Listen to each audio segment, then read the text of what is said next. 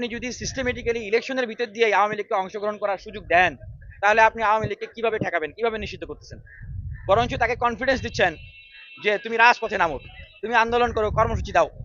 হ্যাঁ, তোমার আওয়ামী লীগকে পুনর্বাসন করছে। কিভাবে করতেছে আমি আপনাকে সেটা বুঝাই দিচ্ছি। এই সরকার যখন বলে যে আগামী নির্বাচনে আওয়ামী লীগ অংশগ্রহণ করবে কি করবে না, এটা আওয়ামী লীগের বিষয়। তো আপনি যদি সিস্টেমেটিক্যালি ইলেকশনের ভিতর দিয়ে আওয়ামী লীগকে অংশগ্রহণ করার সুযোগ দেন, তাহলে আপনি আওয়ামী লীগকে কিভাবে ঠেকাবেন, কিভাবে নিষিদ্ধ করতেছেন? বরঞ্চ তাকে কনফিডেন্স দিচ্ছেন যে তুমি রাজপথে নামো, তুমি আন্দোলন করো, কর্মসূচি দাও। হ্যাঁ, তোমার রাজপথে স্পেস তৈরি হলে তুমি নির্বাচন করতে পারবা। তারা চিন্তা করতেছে যে আমাদের বিলিয়ন বিলিয়ন পাচার করা টাকা আছে। হ্যাঁ, প্রশাসনের ভিতরে আমাদের দোসররা আছে, দালালরা আছে। বিকেএমই এর হাতেম আলী, আহমদ আকবর সুবহানদের মতো শত শত আমাদের আওয়ামী লীগের দোসর কোটিপতিরা আছে।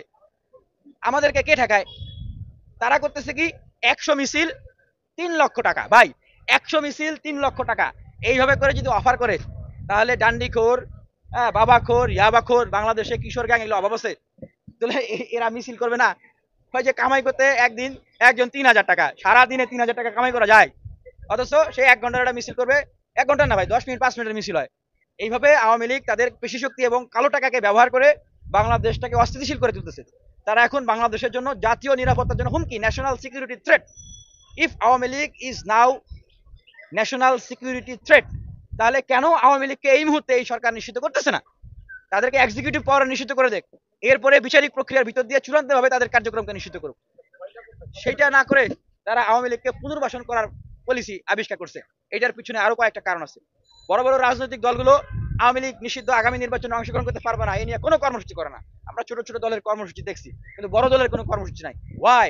উপদেষ্টারা, তারা কেন আওয়ামী লীগ নিষিদ্ধ নিয়ে কথা বলছেন না? কেন কিছুদিন আগেও আমাদের ছাত্র উপদেষ্টারা বিপ্লবী ভাষণ দিচ্ছে, স্ট্যাটাস দিচ্ছে, এখন চুপ কেন, মুখে তালা কেন? মাহফুজ আলম কেন বলে যে আন্তর্জাতিক মহলের সাথে কথা বলতে হবে, বিভিন্ন গ্রুপের সাথে কথা বলতে হবে? আমাদের আসিফ নজরুল স্যার, যিনি এই বিপ্লবের পুরো মুখপাত্র, তিনি সবচেয়ে প্রভাবশালী উপদেষ্টা, তিনি বলতেছেন আমি মিটিং এর ভিতরে আওয়ামী লীগ নিষিদ্ধের কথা বলেছি, অনেক উপদেষ্টাই রাজি না। তাহলে কোন উপদেষ্টারা রাজি না? আপনি তাদের মুখ উন্মোচন করেন। কেন আপনি তাদের মুখ উন্মোচন করতেছেন না? আপনাকে তো আমরা এই জন্য সেখানে বসাই নাই যে কারা আওয়ামী লীগ নিষিদ্ধ চায় না সেটা আপনি সাহস করে বলতে পারবেন না? নাকি আপনার পিছনে বন্দুক ধরে আছে? আপনার পিছনে ভিনদেশি, জাতীয়, আন্তর্জাতিক কোন শক্তি বন্দুক ধরে আছে? বলেন আমাদেরকে, আমরা আবারও রাজপথে নামবো, আপনারা আওয়ামী লীগকে নিষিদ্ধ করেন, দেখি আপনাদেরকে কে কি করে। কিন্তু আপনাদের মতিগতি দেখে আমাদের ভালো মনে হচ্ছে না।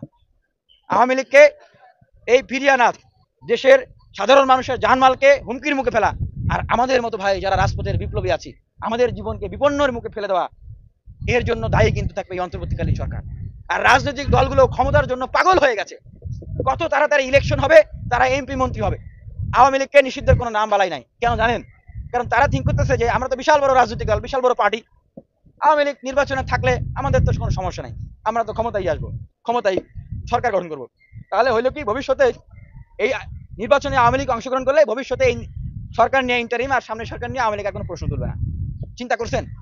ক্ষমতায় আসার জন্য তারা শহীদদের সাথে বেইমানি করতেছে, আহতদের সাথে বেইমানি করতেছে। এই আওয়ামী লীগ, এই শেখ হাসিনা ওবায়দুল কাদের সাথে পার্লামেন্ট শেয়ার করবে এই জন্য।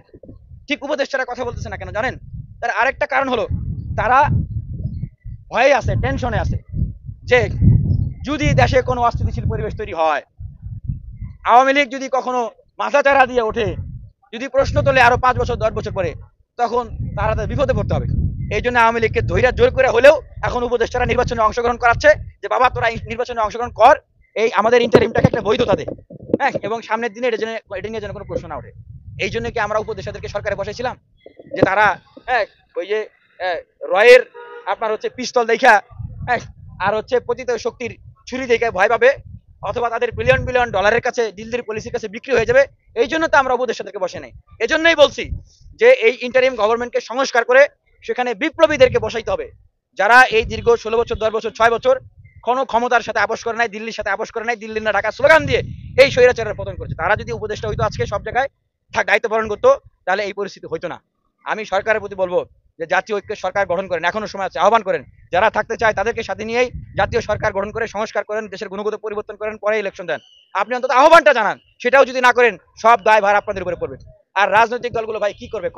এইদিকে এই ইন্টারিম গভর্নমেন্ট সব রাজনৈতিক দলগুলোকে সাইড লাইনে ফালিয়ে দিয়ে একটা গ্রুপকে কোলে তুলে নিয়ে তাদেরকে ইন্ট্রোডিউস করা দিচ্ছে যে এইটা বাংলাদেশের বিপ্লবের রাজনৈতিক দল। তাহলে একমাত্র বিপ্লবের রাজনৈতিক দল তাদেরকে আপনার হচ্ছে যে ইন্টারন্যাশনাল ইনভেস্টমেন্ট সামিট সেইখানে সুযোগ দিচ্ছে, অথচ তারা নিবন্ধিত না। অন্য অন্য রাজনৈতিক দল তাদেরকে সুযোগ দিচ্ছে না। তাদেরকে বিভিন্ন গুরুত্বপূর্ণ প্রোগ্রামে ইনভাইট করতেছে, অন্যদেরকে ডাকতেছে না। তাদের জন্য আপনার নির্বাচন কমিশনের নিবন্ধনের ডেট বাড়াইতেছে। তাহলে অন্যান্য রাজনৈতিক দলরা তারা ক্ষুব্ধ হবে না? স্বভাবতই তো ক্ষুব্ধ হবে। দায়টা কিন্তু সরকারকে নিতে হবে। আর রাজনৈতিক দলগুলোকেও চিন্তা করতে হবে যে এই সুযোগে আপনি সরকারকে চাপে ফেলে ক্ষমতায় চলে যাবেন দ্রুত, আর মানুষকে ভোগাবেন। দেখেন, মানুষ কিন্তু আপনারাও কিন্তু আজীবন ক্ষমতায় থাকবেন বলে সেটা ভাইবেন না। এই সময় আপনারা, আপনাদের শক্তি আছে, সামর্থ্য আছে, লিডিং দেওয়ার সুযোগ আছে। আপনারা লিডিং দেন, সংস্কার করেন, সবাইকে সাথে নিয়ে তারপরে নির্বাচনের আলাপ দেন। তাহলে আপনারা দীর্ঘমেয়াদে মানুষকে বলতে পারবেন যে আমরা দেশের জন্য কিছু করেছি, যেটা আওয়ামী লীগ করে নাই। অন্যথায় আপনারা কয় বছর ক্ষমতায় থাকবেন? 5 বছর। এই 5 বছরের ভিতরেই দেখবেন আবার সংস্কারের আলাপ আসবে। তখন বলা হবে যে এরাও সংস্কারের কথা বলে ক্ষমতার পালাবদল হয়েছে, ক্ষমতায় গিয়েছে, কিন্তু জনগণকে নতুন বাংলাদেশের স্বাদ দেয়। আপনারা কিন্তু বেশি দিন ক্ষমতায় থাকতে পারবেন না। এই ক্রিটিক্যাল কোশ্চেনটার উত্তর দেওয়া এবং সমাধান দেওয়া আমার দায়িত্ব। সেই জায়গা থেকে বলছি যে অবশ্যই এই ইন্টারিম গভর্নমেন্ট এটা কোনো ইলেক্টেড গভর্নমেন্ট নয়। এটা ডক্ট্রিন অফ নেসেসিটির ভিত্তিতে একটা সরকার গঠন হয়েছে। আমরা পরামর্শ দিয়েছিলাম এটাকে সার্বজনীন করার জন্য, অভ্যুত্থানে অংশগ্রহণকারী অন্যান্য শক্তিগুলোকে সাথে নিয়ে আপনারা সংস্কার করেন, গুণগত পরিবর্তন করেন। এরপরে একটা গণভোট করেন না, গণভোট করে এগুলোকে বৈধতা দেন, সংস্কারগুলোকে বৈধতা দেন। এই বৈধ সরকারের আন্ডারে, এই নির্বাচিত সরকারের আন্ডারে একটা জাতীয় নির্বাচন দেন। তাহলে তো সবকিছু সুন্দরভাবে লেঠা চুকে গেল। কিন্তু সেটা না করে এই ইন্টারিম গভর্নমেন্ট আসলে যে পথে হাঁটছে, তাদেরকেও কিন্তু ভবিষ্যতে সাফার করতে হবে, নানান প্রশ্নের সম্মুখীন হতে হবে। কারণ আপনারা কিন্তু জেনে থাকবেন যে ইন্টারিম গভর্নমেন্টকে দায় মুক্তি দেওয়ার জন্য একটা অধ্যাদেশ জারি হওয়ার কথা ছিল, কিন্তু সেই অধ্যাদেশ কিন্তু এখনো জারি হয় নাই। রাষ্ট্রপতির সাইন ছাড়া কিন্তু অধ্যাদেশ জারি হচ্ছে না। সুতরাং কে কাকে নিয়ে কিভাবে খেলে, হ্যাঁ, রাষ্ট্রপতি, সেনাপ্রধান, প্রধান উপদেষ্টা, ইন্ডিয়া, আপনার র, হ্যাঁ, জাতীয় আন্তর্জাতিক শক্তি সবাই মিলে কে কাকে কিভাবে খেলে, সেটা কিন্তু খুবই ক্রিটিক্যাল বোঝার জন্য। তাই আমরা বলতেছি যে রাজপথ থেকে আমরা যে আহ্বান করেছি, যে চেতনার জাগরণ ঘটিয়েছি, সেই জায়গাটায় থাকেন, দিল্লি না ঢাকা, সেই জায়গাটায় থাকেন। হ্যাঁ, শহীদদের যে চেতনা, শহীদদের যে আত্মত্যাগ, সেই আকাঙ্ক্ষার জায়গাটায় থাকেন, তাহলে আমরা বিভ্রান্ত হব না।